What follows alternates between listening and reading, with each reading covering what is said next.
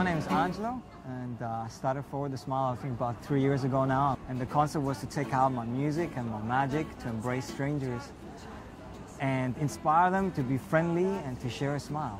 Listen to the music on the moment, people dance and sing.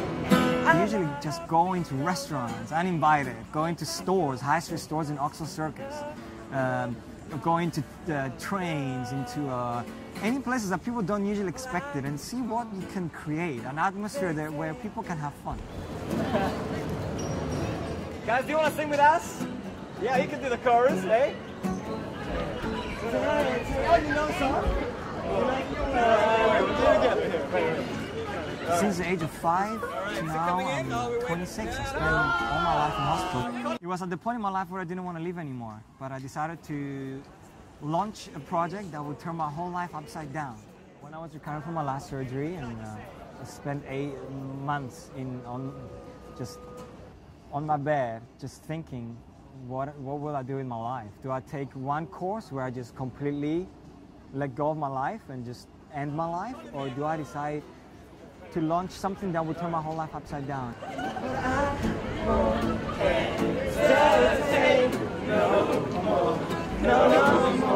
The idea where I would give something that I didn't have, and at that point in my life I didn't have a smile. And I thought, what will happen if I just go and use whatever small thing I have to create a bigger impact?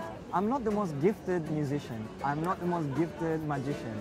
You only need to look at YouTube to find millions of amazing talent. But for me, it was one song and one magic trick. How far can you go with that? The hardest thing ever in a crazy city like London, where it's all the time you're under continual judgment from people. They don't know who you are, and naturally we conditions people, especially in a big city, to be suspicious of everybody, because everybody thinks, what do you want? Do you want money, or what do you want in return? I'm not sure who you are. But when you begin to share and tell people why you do certain things, I think they're more tolerant. And you can pick any card you like. This one? Yeah. No. It's a free choice. As we say, this is your card, and we're gonna have our examiner examine that this doesn't rub off, and I'm gonna show you the card. You what? How about if we put it face up into the middle, just like that? What if you do that? Anything happens? What if you do it slowly, just like that? And I always say to people, maybe 98% they might push you away, but that 2% that they do respond is an exceptional stories that come out of it.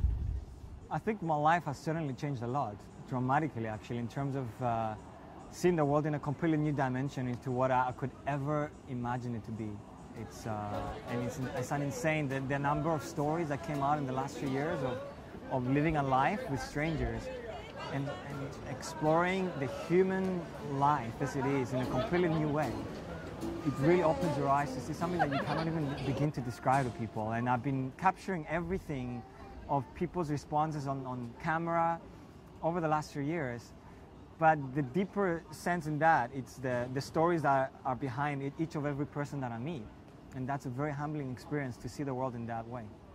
The challenge was to give something unconditionally, to give something to people that you just said, you know what, I don't actually want anything back from you.